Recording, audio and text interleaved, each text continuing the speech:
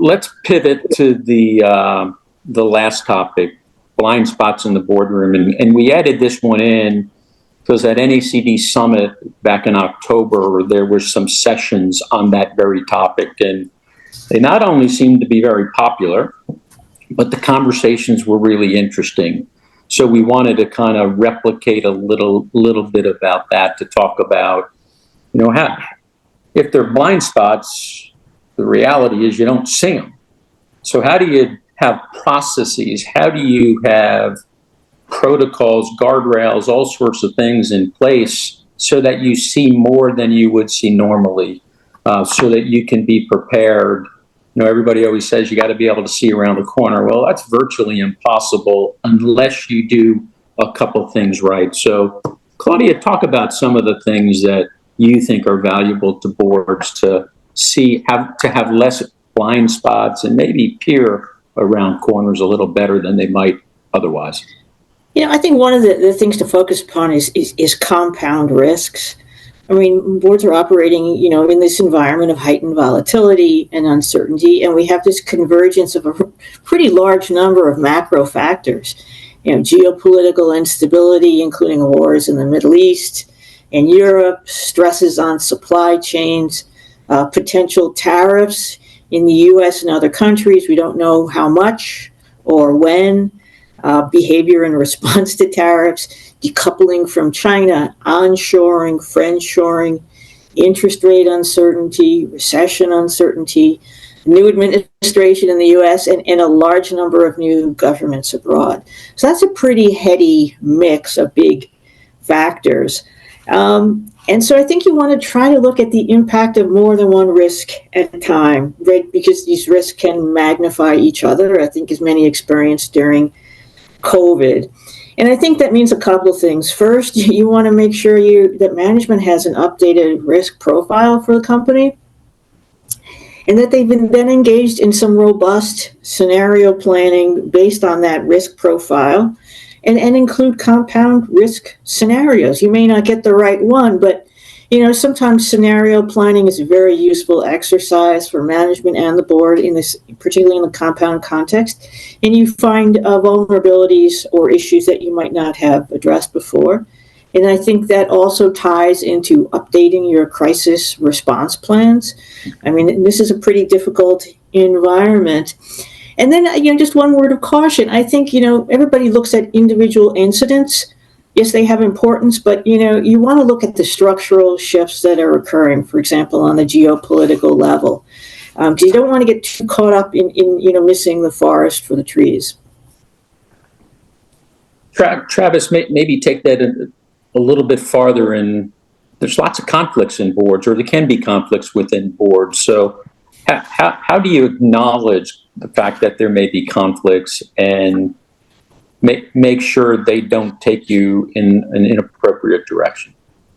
Yeah, so the first and the number one thing is to disclose them, right? And people have to actually talk about them and explore them, as opposed to keeping them to themselves, or it goes into a D&O questionnaire and then never gets raised at the board level. If people have any kind of conflict whatsoever, the best practice is to make sure that the board is aware of them, and have vetted whether or not it will affect the process.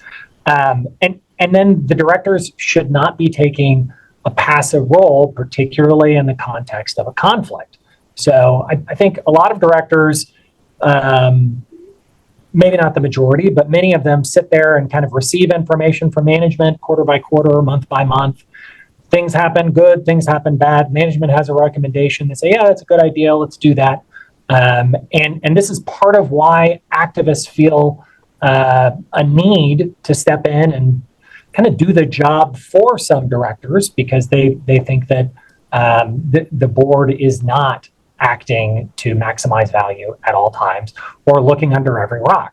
But in particularly when something bad happens, or when a conflict arises, or when a material transaction comes up, or when you're talking about what is our strategic direction in response to a risk or a change, or just looking at the future, the directors really need to step up and ask questions and get engaged. And you got a million on this call and here who can help you think through the right questions to be asking of the management team. But the knee-jerk reaction of, you know what I need to do? I'm going to set up a special committee. I'm going to put some other directors on it, and then they're going to have a financial advisor and a lawyer, and those people can make all the decisions for me. That's usually not the best route. It can be if there's a disabling conflict, but it shouldn't always be, let me get somebody else to make the decisions for me. The lawyers should not be making business decisions for the directors. The financial advisors should not be making business decisions for the directors. And when there is a conflict, the answer is not always a special committee. In fact, many times it's not, because a majority of disinterested independent directors can typically handle the situation. But if there is a conflict, make sure that you call your lawyer, and if you need to get an independent valuation, make sure you get an independent financial advisor involved as well. Vivek, let's turn to you. You made a really interesting comment last week about how significant some changes from AI, and the comment that a CEO made in terms of what he was prepared for based on 20, 30, 40 years of experience and what's happening today, and how does he recognize that there's a shift that's so significant. Yesterday's performance doesn't necessarily influence tomorrow. I thought that was a pretty insightful comment by that CEO. Yeah, no, it was, Dennis, and it's a tough one to do. It's tough to get in front of your board, in front of your leadership team, and say, everything I've done has prepared me to take the CEO job, except for this disruption. I don't know anything about it, and that is the nature of the disruption with AI. It is new. And it is one that you could not have looked around the corner, even if you were an expert. Some of the questions that I get asked in boards will say, come and speak to us about AI. Some of the questions I get asked are indicative of that. The most recent one I was in, one of the members asked, what's the metric I put on my management team to understand how well they're doing on AI, right? When I look at complexity in the organization on technology, I have a technology spend per person. I have a really good understanding of number of applications I have to do a particular process or task. I can count that. So what should I do with AI? And my answer is, look, if you're going to put a metric like that, you've actually not really understood what's going on with AI. Right? We just talked through agentic AI in terms of how agents will function and support activity. And if you truly understand how that would change your workforce, you have to get to the point, the logical answer would be that they are actually part of your workforce. So the way you measure those agents are going to be the way you measure your workforce. It is, just in terms of span of control that you have, in terms of complexity of people that you have, it's the same thing with agents. They're going to be part of your workforce. And so you're not going to measure them in any way in the traditional technology lens. You're actually going to measure them much more in a people lens. And once he heard that, he's like, well, yep, that's right. Now I get it, right? I have a completely different paradigm shift to the way I think about the problem. So what do, right? You don't put those metrics in place, but you do put things that are no regret actions, and those that you can measure, right? How is your data foundation?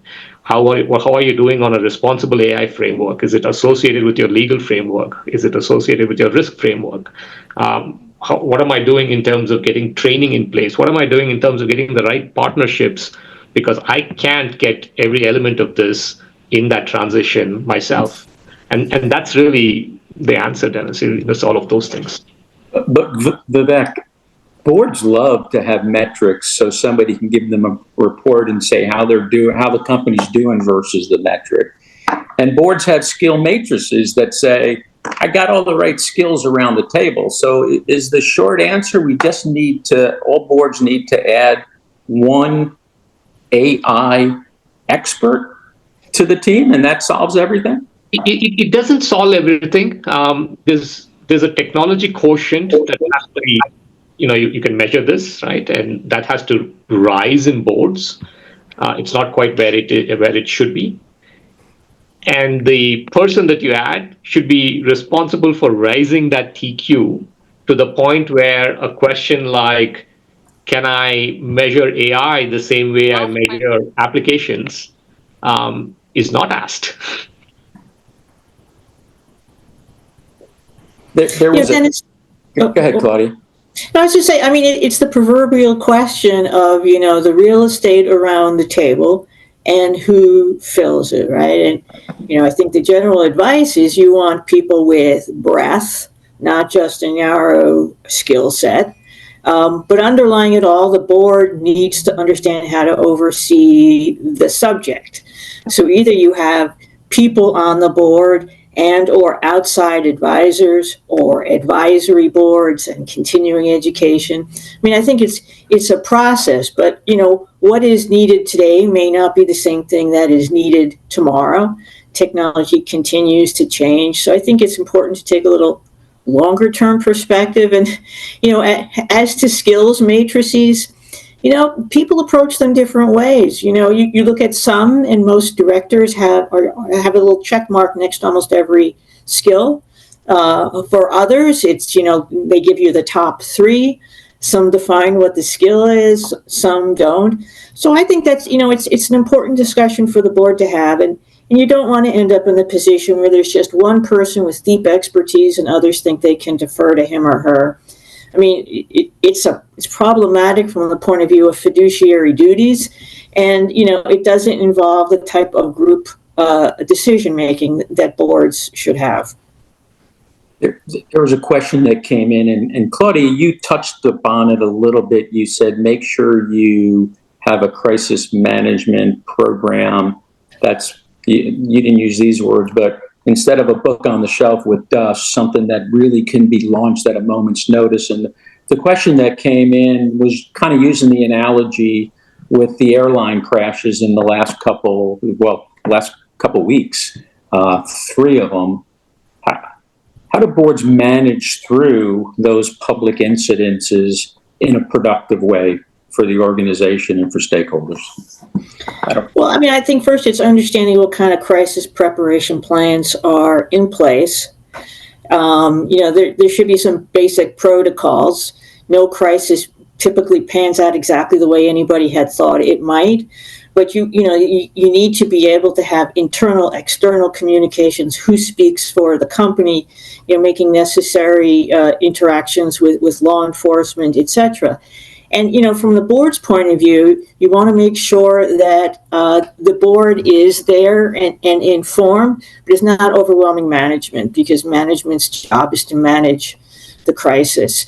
So, you may have the chairman of the board, the lead director as the liaison for communications and questions, because you want to make sure that management can really deal with the crisis. But, advanced preparations, tabletopping, have the board participate at times or, watch, and then update the crisis response plans in response to what you find from those exercises and in response to the changing risk profile. Great, thanks. I'll add one thing to that. Sure. I think boards don't get enough information very often, and that's just over the course of the year and over the course of time. They're not getting as much information as they really could from management in order to understand the risks of the company you don't have to be a boots on the ground level, but really get some kind of understanding of where are the sources of risk, how do we plan on addressing these at a kind of monthly or more frequent understanding of when these types of things can come up, because there is seasonality to a lot of the risks. And then once there is a crisis, I think a lot of boards, the more experienced directors will understand, hey, I'm supposed to be getting daily updates as this is happening, or weekly, depending on the type of crisis.